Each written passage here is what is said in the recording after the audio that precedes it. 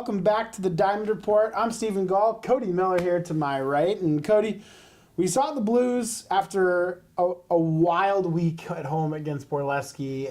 They ended up winning all four games that they had played on that week, had really set the table for a big shutdown heading to Linfield. And unfortunately for the Blues, maybe did not go exactly the way that we thought. So last week and heading into the Linfield series, we had sort of speculated that the Blues probably in a spot needed to go 7-2, 6-3 was sort of what we had speculated. Well, they've effectively removed that margin for error now. They went and dropped 2 of 3 to Linfield down in McMinnville this last weekend. Couple of tough results. Did respond well Sunday. What are sort of overall thoughts as we kind of start this one off and before we really get into the Linfield series? Yeah, just off to a rough start with that first game Saturday. I mean, it got away from you with the 16-2 loss. And, Russ had a good first 3 innings, but just kind of got away from him there. And then the bullpen not able to do much in terms of keeping them in the game. You do respond well with that game, too, where, obviously you only get 2 hits. But much more of a closer game with a 6-0 win. But the Linfield pitcher, who I'm going to skip on the pronunciation effort because you perfected it before we started. I'll get there when we get to game 2. Yeah. So, but then to be able to respond Sunday and pull out the 6-5 win, comeback fashion as well, was good to see. But to go back to the margin of error, I think we were roughly calculating it. You go and look at the standings right now. Whitworth just running away with the conference right now, 17-4. They, I believe, are a game or 2 away from locking up the 1 seed. Then you have Linfield, 12-6 in second. Then it starts to become a jumbled mess. You do have Puget Sound and Lewis and Clark both sitting at 10-8. But then you look down, Whitman sitting at 6-12. Rough estimation, your elimination number for Whitman is, I believe, 2. That's any combination of a Whitman loss and or a Puget Sound or Lewis and Clark win. Gets you to that number where effectively then you are no longer in the conference title fight or playoff fight, excuse me. So you do have to go, I believe you have to go perfect these next 6 conference games. You do have the non-conference Sunday against PLU, which we'll get to. But you would need some absolute major help even if you do go 6-0, which we'll touch on. But the margin of error is gone, unfortunately, but we were speculating on it before we even went to the California trip that, you essentially, your first half of the conference season just didn't go your way, and you left little to no margin of error in the second half. And while the Willamette sweep was great, it eventually kind of went away in the Linfield 2-3, dropping the series there. Yeah, it certainly did. Again, as we sort of look at the nature of the Northwest Conference race, Whitworth with that 17-4 record in conference play, everyone has 24 counting conference games. I also mentioned that so that when we get to the PLU conversation, it is going to be a 4-game weekend this upcoming weekend, but that'll be 2 games on Saturday as well as the first game Sunday that count towards Northwest Conference play, and then that second game Sunday will effectively count as a non-conference game. So I just want to make sure that's sort of out there for knowledge and for folks heading into the upcoming weekend.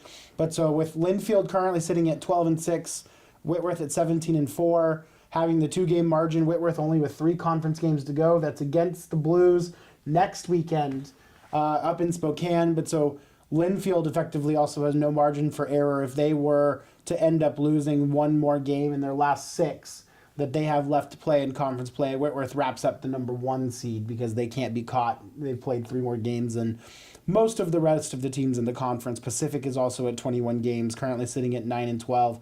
They'll play their 3 games this weekend and then be idle that last weekend of the year. So just something that's sort of worth mentioning as we monitor and try and figure out all the scenarios and circumstances in which Whitman will try and find the magic to get into the top half of the conference standings. Again, it's going to require a lot of help.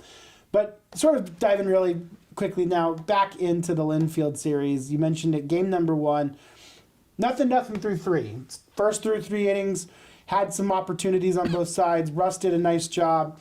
I think it was a tough spot in particular. You had top of the first, you got Tang on with 1 out, Nate Petz rather, was at second with 1 out. You got a walk by Ott to get first and second, 1 out, top of the first, couldn't quite capitalize. You get into the second inning and the third inning, not much moving. Other than, well, actually, I take that back because in the top of the third, you did have Malzewski got to third with 2 outs, and then unfortunately not able to bring him home. So it had some chances in those first 3 innings, and then it was the 4th inning, and Russ, I think, just probably was feeling it tough too. He gets the first out, full count walk to the second batter of the inning, single pop out. So you got runners on first and second with 2 outs, and then the 3-run homer to left. And it was a well struck ball. He jumped on it, get up early, and then from there the sort of the onslaught was on as Linfield would score. Excuse me, would score 3 in the 4th, 4 in the 5th, 4 in the 6th, and 5 in the 8th, and just sort of to pile on. And overall, you get to a certain point like that, and especially in game 1 of a series. Not to say that there's no fight in it. The Blues did score the 2 runs. Their only 2 runs of the day, as a matter of fact, in the top of the 8th. So they did try to mount and sort of pull some stuff together late in that game, but unfortunately we're just unable to do so. Yeah, and only 5 hits on the day for Whitman, and 2 of those coming from Luke Malzewski, who has become kind of a bright spot. We talked about it in the last series and in the last podcast, I believe, but really finding settling into that leadoff role. But then you only have Nate Petz going 1 for 3, Halen Ott 1 for 2. He does draw 2 walks, and Nick Tang going 1 for 4. But the rest of the lineup, just nothing really going there. Not a hit through there, and not even a walk to get on. So essentially, outside of your top 4, you got nothing from the second half of the lineup throughout the rest of the afternoon. That's just not a recipe for winning baseball or helping for your pitching staff. So, like you said, Russ does go 5. He gives up the 7, 4 strikeouts, 3 walks. But then you turn it over to the bullpen. Moko not able to do a whole lot there, and Tanner Coddington able to get you through an inning and 2/3, giving up some more runs. A note on Coddington's, he gave up those 3 runs on not allowing a single hit. So again, we mentioning the walks coming back to bite this team as well. And Godinez finishes out the 8th to get to the 9th. So just good pitching from Tackney for Linfield. Goes 7 1/3. Just gives up 2 runs on 4 hits, only 2 strikeouts. So pitching to contact, and I think you mentioned it just going by the play-by-play. Whitman had opportunities early, just not able to really cash in and try to get a lead to play in from front to help out Russ. And once it got rolling, it just ended up getting away for the Blues there. And in game 1, game was 2 hours 39 minutes. Neither team even got to 200 pitches combined in that one. So it was one in which I think the offenses in particular were aggressive. There was a lot of early swinging within the context of that game, and so that was just kind of part of the game plan. And Linfield in particular really was successful executing it, not only in game 1 but game number 2. Game number 2 was I think probably a particular tough one for the Crew after the game number 1 loss, then come back and get shut out 6-0 in game number 2. You mentioned it and sort of kind of off the top of the head. So Colton Alouette, the sophomore for Linfield, ended up throwing 7 shutout innings of 1-hit ball with 2 walks, 8 strikeouts in order to pick up the win. Also earning Northwest Conference Pitcher of the Week honors as a result. He was good. He was efficient. He threw a lot of strikes and did everything that was asked from him on the day. And it really just kept the Blues offense quiet, just never able to find anything going against the right-hander. And looking at his stat line, he almost looks like he could have gone out there for the 8th. Only 85 pitches through 7 innings. So he was efficient and on target. And you're right, a 1-hitter through 7, only allowing 2 walks, 8 strikeouts. Just, you're not going to get a whole lot there in terms of offensive. And it for this one, it has to sting a little bit because you do get a very solid outing from Ollie Brownie. He goes his standard 5 innings. Gives up 4 runs, 3 of them earned. He struck out 4, walked 2, gave up 7 hits. So kind of like, it's not the quality start. We use quality start in terms of like what MLB describes. It's like that 6 innings giving up less than, I believe it's 2 runs. Or 4 earned. 4 earned. 6 innings, 4 runs, That's right. So not quite the quality start that MLB provides it. But then you were talking about this during the Willamette series, but having Jack Finn coming in on the back of Oliver Brown and able to finish out the game.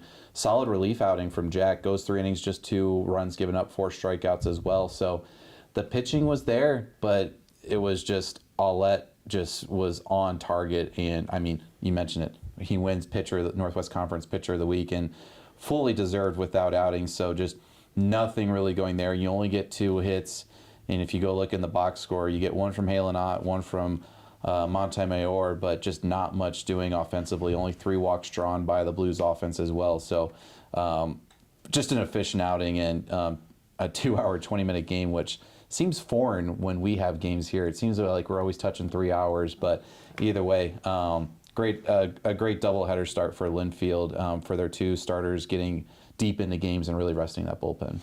Yep, and especially for them too, kind of coming off and licking their wounds against Whitworth. We knew that they would be motivated, and I think that clearly demonstrated for them getting back to McMinnville, getting back to the home field, and you could tell. I mean, the results kind of speak for themselves. They were thirsty for some wins, and they definitely got the 2 on Saturday. Just a funny note I'm noticing in Game 2, whoever the person keeping box score for Linfield had some fun. It must have been good weather on the west side of Oregon, on the west side of the state of Oregon. He put for weather 66 and sunny, great day for 2. So they were enjoying themselves. It seems like over maybe there. A Chicago Cubs fan as well, a Yep. big Ernie Banks fan. So that's pretty funny. But so it was a tough day for the Blues on Saturday. There's no question about it. Nate Pett sees his 15-game hit streak end. He got a hit in Game 1, didn't in Game 2. So watch that come to an end. He'd been stretching that one on for nearly a month and had a pretty nice stretch together. And even still ended up going 4 for 12 and on the weekend with a double, 2 RBI and a run score. So still had some success there, carrying a .333 batting average after the weekend. Certainly not too shabby at all, but worth mentioning he did see that hit game snapped, and it had been a pretty fun stretch to be following there. So shout out for Nate, or my guest last week on the Diamond Report. If you haven't had a chance to go check out that interview, encourage you to do so as well. I've certainly had fun with those all season long. And then so Blues definitely licking their wounds after the first 2 games. They did not go the way. Really starts to set up the do or die of it all. And at least one day in on Sunday, Whitman responds. Come from behind victory, winning late in that one, and classic late inning heroics yet again. Yep, get the 6-5 win. You're down. You're down going into that one, 5-2, and then you get 4 in the 7th to just be able to give yourself a chance. And throwing kudos to the pitching staff for throwing shutout baseball the last 3 innings. Combination of Isaiah Granado, who came in, gave 2 2/3 strong effort there. No runs allowed, just 2 hits, 2 strikeouts, and then Hawthorne Moody is able to come on and get the very last out. So a good way to end the series as well. So able to avoid the sweep, get the 6-5 win. Offense picked it back up, 15 hits after only getting, I believe it was 7 combined in the first 2 games that we just mentioned there. So good way to bounce back and end the series on a high note. Hopefully able to come in and get some momentum going for this home series against PLU. Just looking, more on the pitching side of it. You do get another solid outing, and I say this, kind of what we've seen the trend or the second half of the Northwest Conference season for the Blues. Dylan Colvin goes 5 innings, solid ball, only 2 runs allowed, 5 hits, 2 strikeouts. So he's kind of settled into that Sunday starter role after it looked like it was going to be Jack Finn or Ollie Browns there going into the season. But Dylan Colvin really coming on late, a bright spot coming in from the bullpen and now being that Sunday starter. We'll see if that translates over here to Sunday against PLU. Yeah, now back-to-back outings for Dylan in which he's given up 2 runs or fewer, had no walks and 2 strikeouts in his 5 innings of work on Sunday. And, I think in particular important to note that, having an opportunity on Sunday to be able to send your Sunday guy out and know that they're going to be competitive and keep you in that game, again, long enough for the offense to kind of, find the magic and strike. And we're also able to do so this time around without the benefactor of the homer. It was 4 runs on 5 hits in that really the one big inning the Blues managed to find on the entire weekend in the top of the 7th. And to actually watch them have an opportunity to actually string some hits together, and again, it was set by the leadoff man getting on, Luke Malzewski. Luke in that leadoff spot, getting on base, running, finding ways to take bags has really, I think, helped settle the top of the lineup in ways. Again, all in all, the weekend did not go the way that Whitman wanted it to, but I think we can still look to a lot of positive things happening in that direction. And I think that Luke kind of finding a home in the top of the lineup has been a real positive. Yeah, because then it gives a chance to move Nate around a little bit more, because he was still succeeding, like you mentioned, coming off the 15-game hit streak.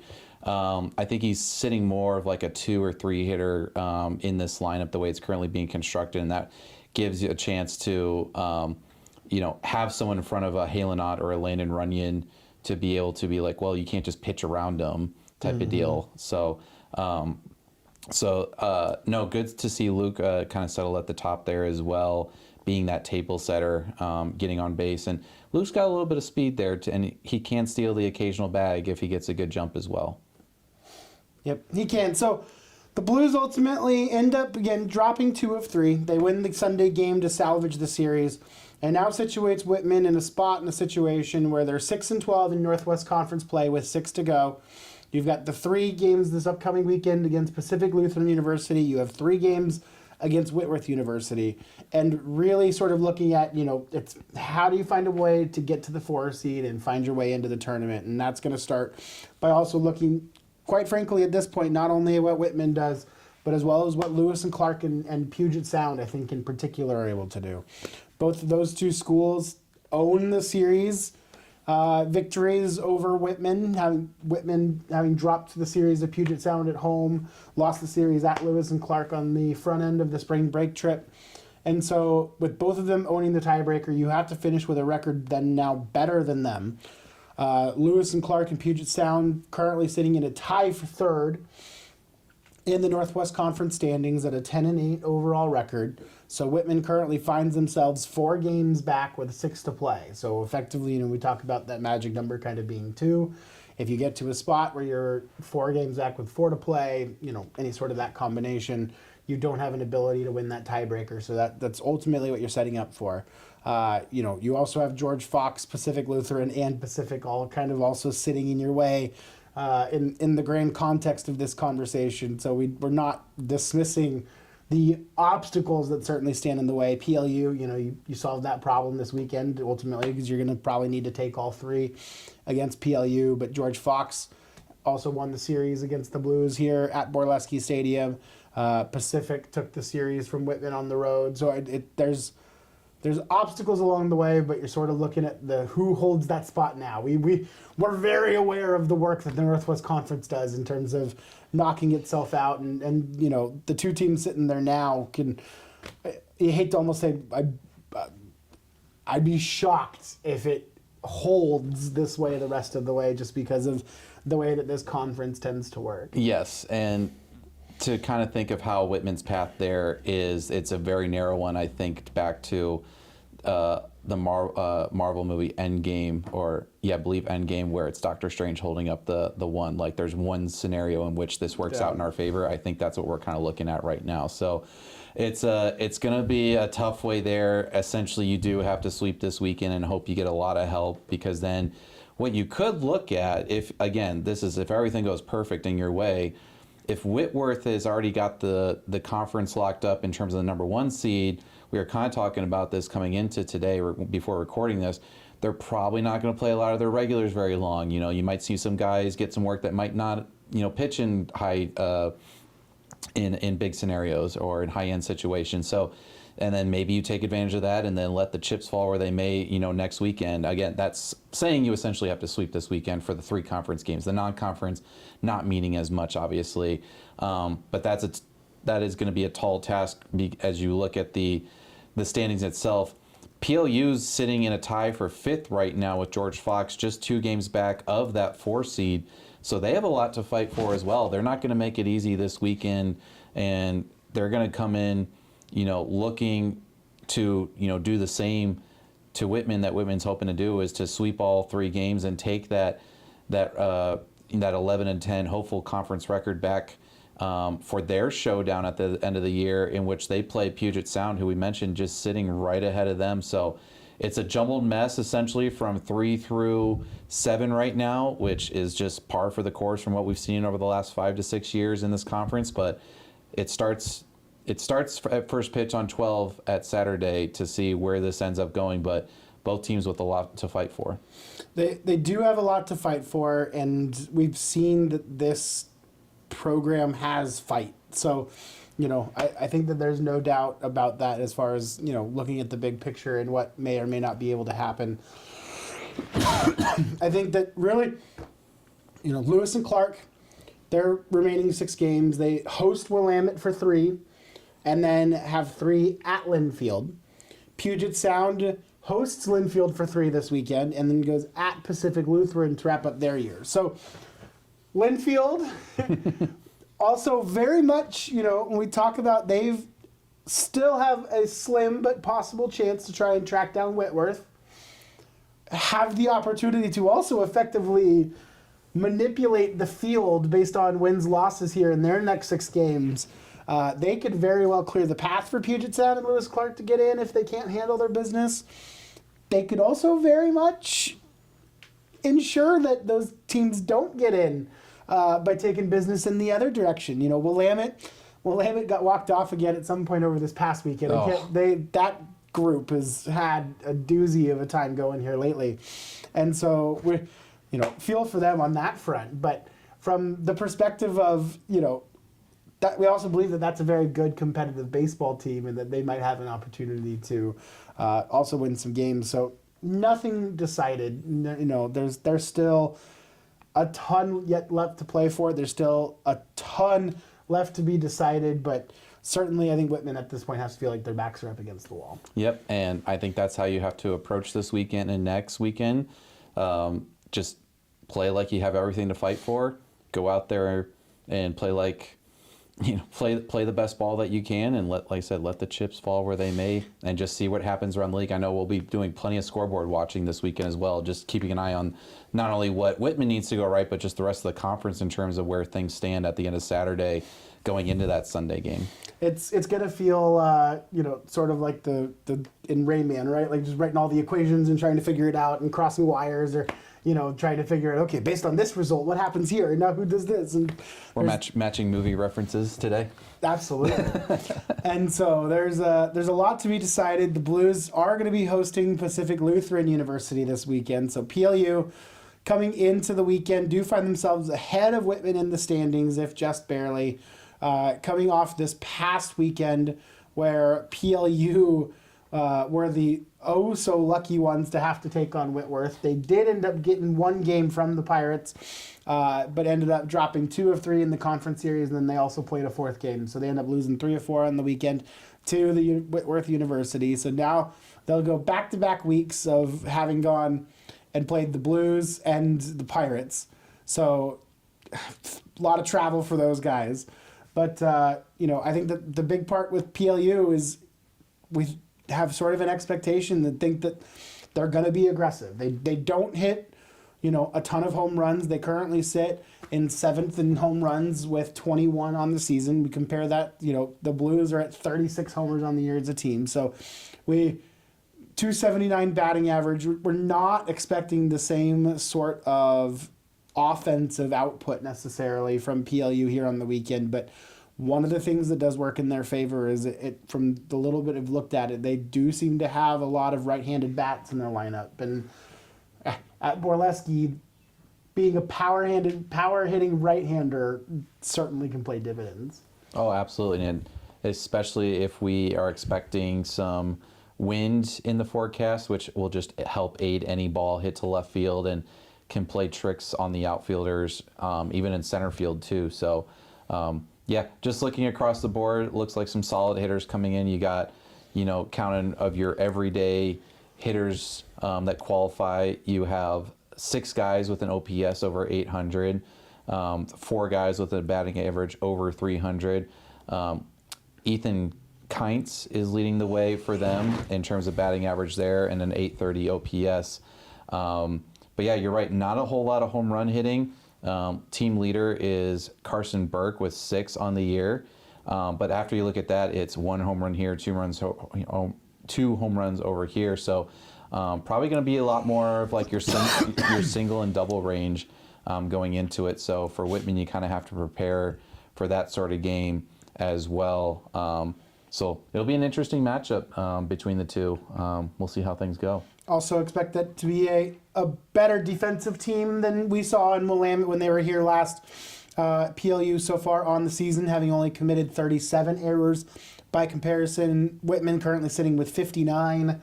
Willamette outright holds first at this point with 61 so far on the season. But certainly expecting a competitive series. I think expecting a series in which, we'll have to see what the wind ends up doing on the weekend. This time of year, we really start to see the wind blowing out to left field. But we're also starting to get the sunshine. We're really starting to get those parts, although it does look like it's going to drop down a little bit temperature-wise. Kind of high 50s is what we're sort of projecting, thank you, for what we're going to have this upcoming weekend for senior weekend. So, it'll be... It's crazy to think that we're already here, Cody. We're already to senior weekend here at home. It didn't feel that long ago that we were talking about, the big spring break trip and everything else, and time has really flown this season. I can't believe it as well. You said it best. So it's flown by, and senior weekend already here, and then you go and finish up at Whitworth and go, all of a sudden you're in May and you're in spring commencement and all that stuff. So, for Whitman on the spring weekend, like those guys, this is their last time they'll probably be here at Borleski playing a game. So, hopefully they take that out on the field with them in terms of like making it a memorable one. But quite the showdown we got coming up here at Borleski here Saturday and Sunday. Every game matters at this point, and we hope that you'll come out and join us if you're able to at Borleski doubleheader starting at 12 o'clock both days on Saturday and Sunday. If you're unable to, you can join Cody and I on the call with Flow College. We've enjoyed doing that all season long and having our home finality here this upcoming weekend against the Pacific Lutheran University Lutes. But Cody, any last things before we go on our way? I'm just looking forward to another great baseball weekend here at Borleski. It's been fun all spring. We've certainly been entertained from the last 4 we've saw, so this weekend has a lot to live up to try to even come close to matching it. It sure does. I can't imagine we'll have the theatrics that we had against Willamette, but every time I expect one thing, it never goes that way. So we'll see what the weekend has in store for us. We'll hope you'll come out and join us or tune in live on Flow College to join us, but that's going to do it for us today on the Diamond Report. Cody Miller, Stephen Gall, appreciate you doing so. And until next time, go Blues.